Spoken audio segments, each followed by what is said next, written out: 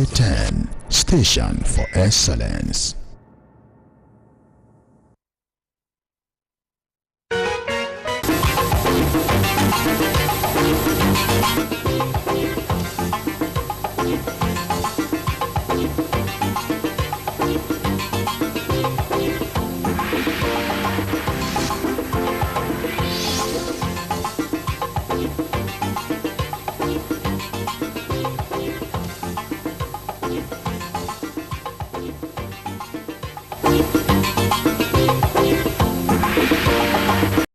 Good evening, welcome to Nta Lagos Channel 10 News. I am Oluwabukola Akonde, the news in details. The Lagos State government is calling for a multi-sectoral approach to tackling sexual, gender-based and domestic violence across the state. Executive Secretary of the Domestic and Sexual Violence Agency, Titilola Vaivo Adeniyi, made a call at a symposium in Lagos. Joy Ken Abakoya has the details. On the theme, enhancing the role of government and civil society organizations in survivor-centered SGBV response in Lagos State, Executive Secretary of the Lagos State Domestic and Sexual Violence Agency, Titilola Vaivo Adeniyi, encouraged survivors to speak out and seek help, assuring them of access to medical, legal, psychosocial, and empowerment services, as well as justice. No one ministry, department, or agency can provide all the services that survivors require, hence the need to adopt a multi-sectoral approach.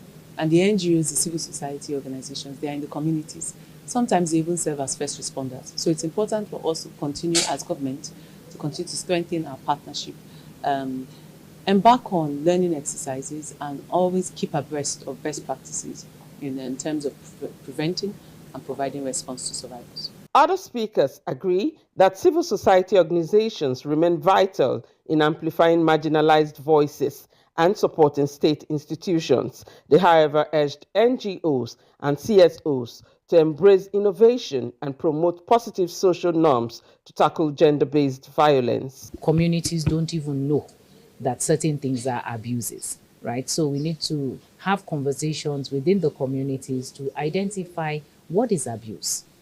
What is abuse, and how can we let our people know that it's not acceptable within the space. Victims need holistic well-being and not short-term fixes. Any intervention that doesn't cater to their holistic well-being is a waste of time.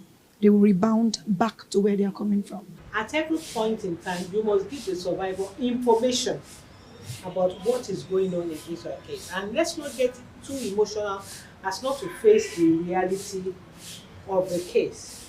This is what is available to you. These are the resources. Stakeholders also agreed that stronger partnerships between government and civil society are critical in ensuring a survivor-centered response to sexual and gender-based violence in Lagos State. In Lagos, Joy Ken Abakoya, NTA News. The police detectives of the Lagos State Police Command has arrested one Jude Onoa, aged 46, who is the kingpin and gang leader of the vicious and notorious criminal syndicate that specializes in disguising as security operatives in fake security uniforms and using car jack modified to look into firearms to gain access into estates within Lagos Metropolis. The suspect and his gang, under the false pretense of conducting security investigations, gained access into several residential estates and vandalized high-end vehicles such as Toyota Hilux, Toyota Highlander, Lexus 650, Mercedes-Benz, and other SUVs. They specialize in removing vital and expensive components, including brain boxes, tapping glasses, wiring systems, side mirrors, and control devices. The kingpin is assisting police detectives in the further investigation of the case, and efforts have been intensified to arrest other members of the gang for prosecution. Recovered from the suspect were one Mercedes-Benz car jack and a face cap with the inscription Special Force, which he used to disguise as a security operative. The Lagos State Police Command advises residents, particularly estate management and security guards, to exercise vigilance and utmost caution whenever persons present themselves as operatives of any security agency to gain entrance into their estate. In addition to basic verification, residents are urged to collaborate closely with the police by contacting the Divisional Police Officer (DPO) covering their area to confirm the authenticity of any such security personnel before granting them access into their estate. Since Nigeria's return to democratic governance in 1999, the three arms of government have been working together to sustain the civil rule in the country. Musa Toliat in this report takes a look at the contributions of the legislative arm of government in Lagos. The report. Representation, oversight, and other functions relating to its duties have remained major functions of the Lagos House of Assembly, like other legislative houses in the country. Since the country returned to civil rule in 1999, the need for effective legislative coverage necessitated the division of the state into three senatorial districts: Lagos West, Lagos East, and Lagos Central. The 40-member Lagos House of Assembly ensures adequate representation to spread good governance to the doorsteps of residents in 40 constituencies. Representation is actually the foundation of democracy, especially for lawmakers. If 40 individuals represent various constituencies, all local governments in Lagos State, definitely the people at the grassroots level will be heard. We receive protesters almost every other day here. And that's to show you that it's a community that is open to embracing and listening. We invite the people, we deliberate on it, sit down, and there's nothing that's ever been brought to the house that's never been resolved. In the last 2 years, the 10th Lagos House of Assembly has passed several bills to support the economic well-being of the state. The main problem that we have is electricity problem. So we've passed the bill of electricity bill that an individual or the department will generate for electricity and distribute. The legislature also holds the executive accountable through its oversight functions in funds appropriation. We are monitoring the money that we appropriate to ensure that it is judiciously used for the benefit of Lagos, and it is being done.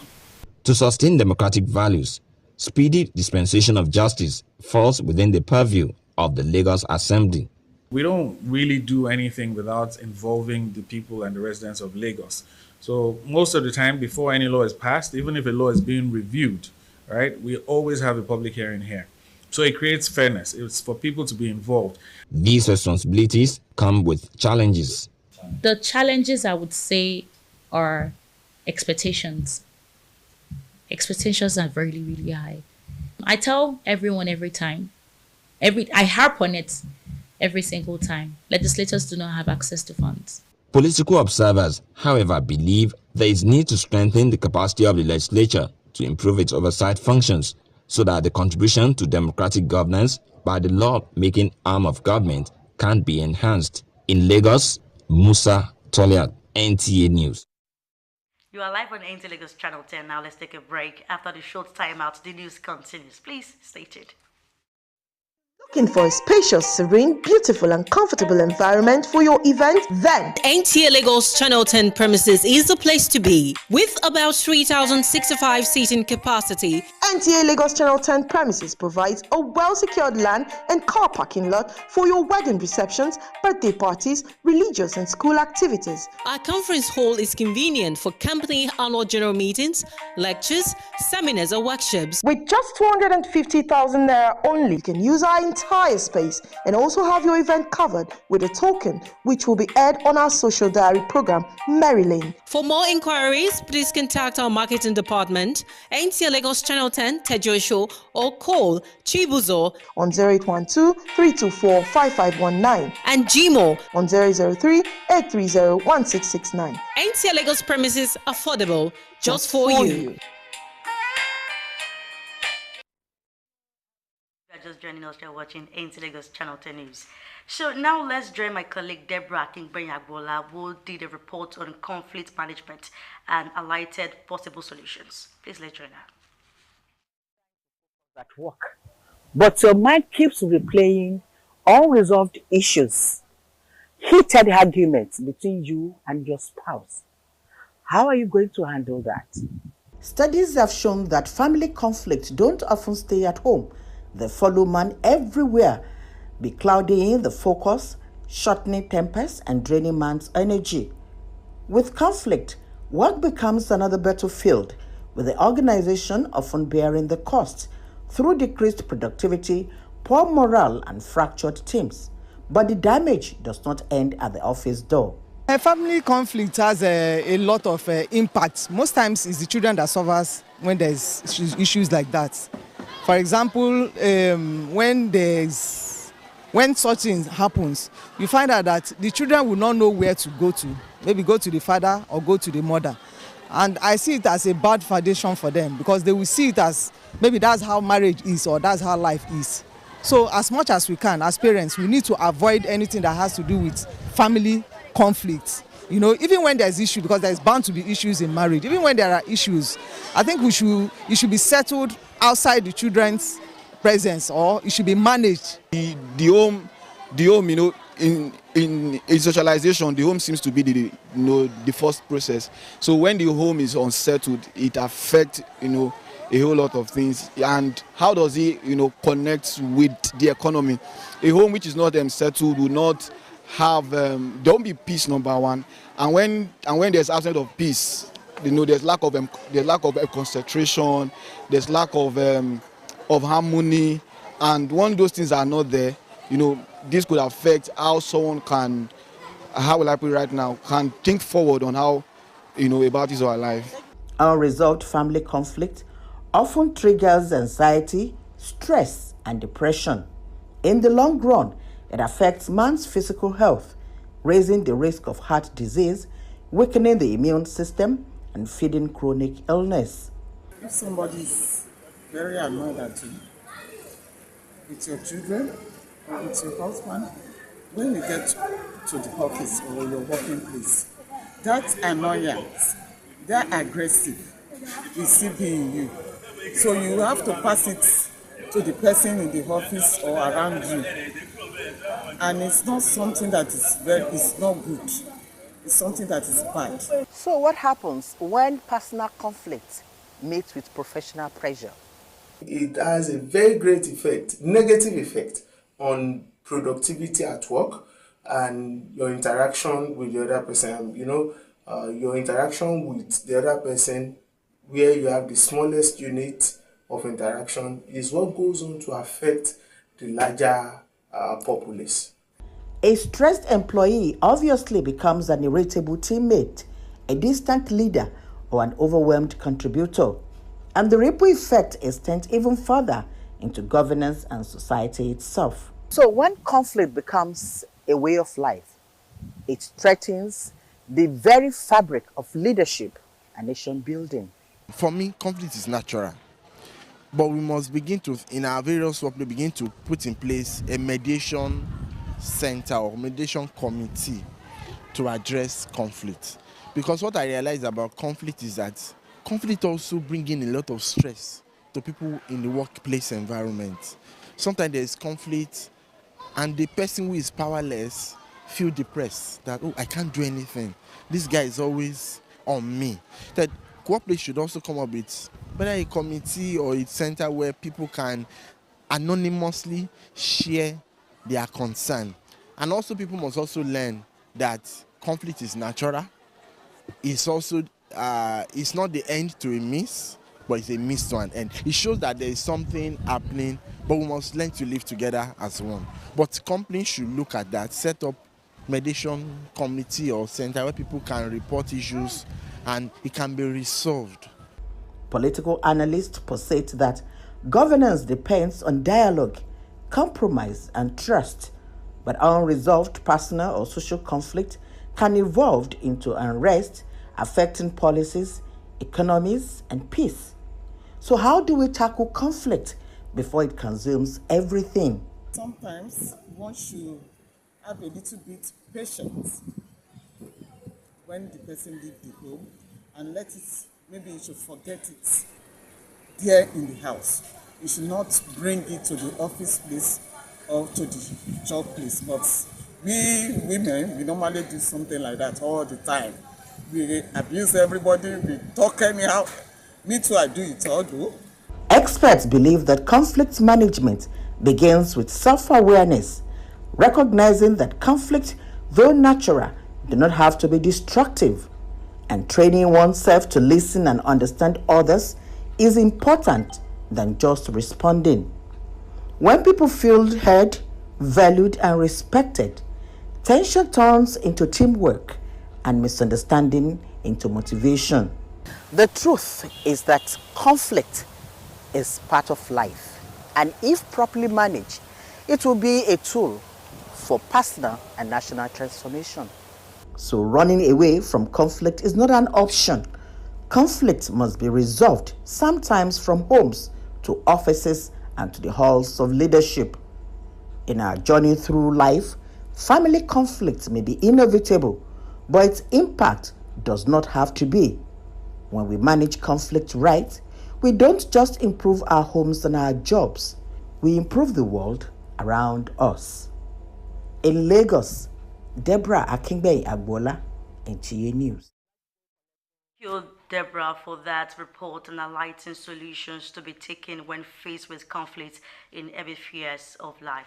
So, moving on, second-hand clothing, popularly called Okrika, has become a vibrant part of Nigeria's fashion landscape. From the bustling market to the street corners, these streetwears are not only budget-friendly but also offer style, uniqueness, and variety that appeal especially to the young shoppers. So in this report, Oyinkosola Ojelade explores the thriving Okrika market, the reason behind its enduring popularity, and the health concern that comes with it. Please, let's join us. To push through tough economic realities, the search for affordable food, clothing, shelter, among other basic human needs, remains a tough challenge. And when the desired is unavailable or unattainable, many turn to cheaper and easily affordable and realizable alternatives. A thriving alternative for Nigerians to clothe themselves without having to break the bank, in spite of the acclaimed inherent dangers, is a thrift fashion, popularly known as Okrika. This is the popular Tejosho market, the ever-bustling Lagos stalls of second-hand clothes. The story is better told here. It is a story of struggle, survival and style, as many Nigerians desperately stretch every naira to look good in the face of economic hardship. It is the bend-down boutique where a person bends from the waist down to pick his or her choice. For as little as 100 naira, shoppers can walk away with a shirt, while higher-grade items cost up to 3,000. For many families, this difference is a chance to dress fashionably without breaking the bank.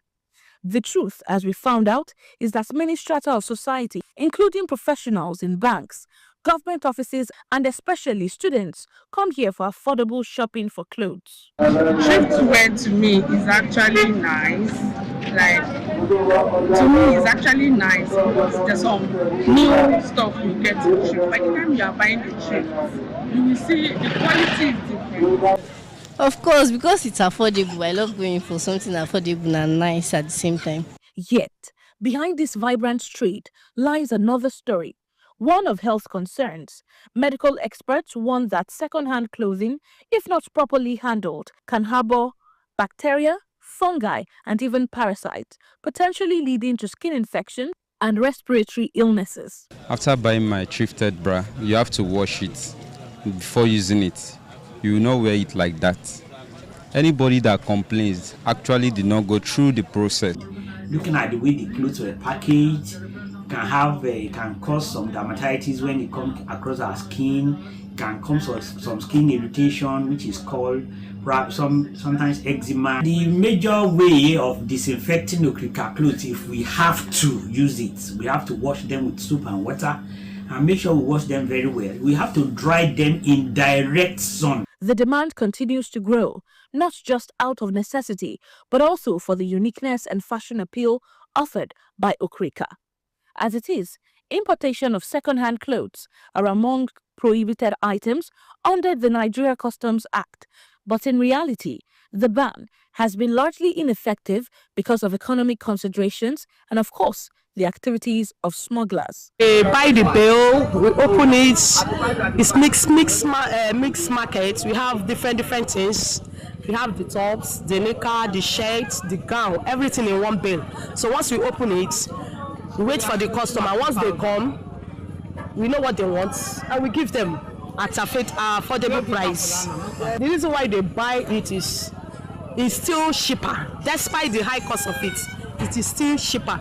See, that is the running sense now. I do markets by as I sample it.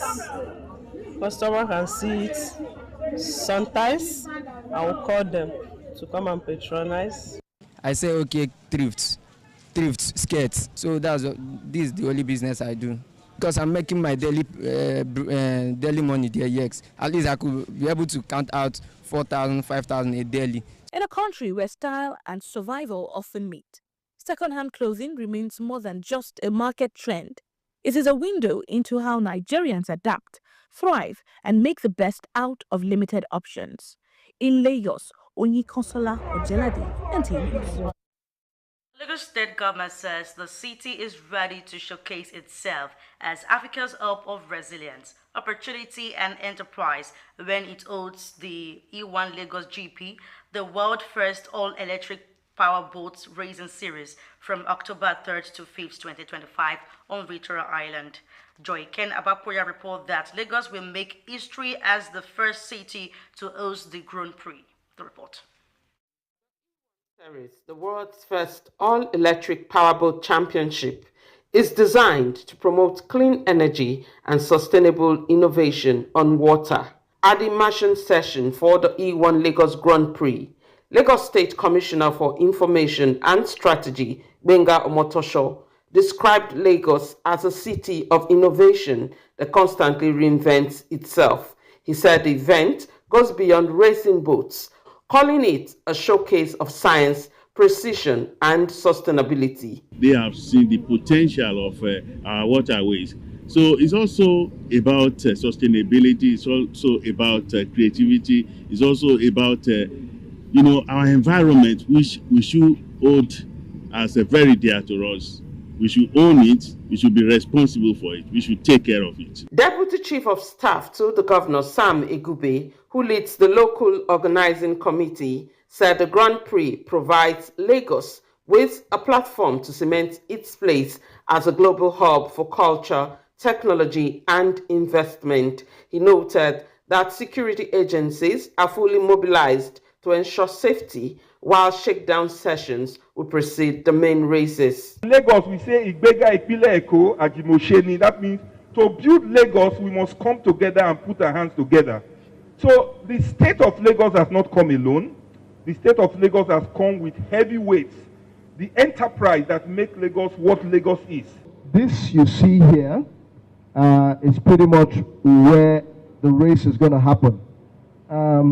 What you have as the red zone is what we've called sort of like a security zone. And the reason why we've called it a security zone is that we don't expect anyone to be within here.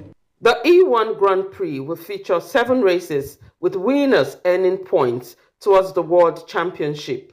Viewing centers across the city will give residents the chance to experience the action live as Lagos showcases its waterways on the global stage. In Lagos, Joy Ken Abapoya, NTA News. That concludes the news. Thanks for staying with us. I am Olubabukola Akonde. A very good evening to you.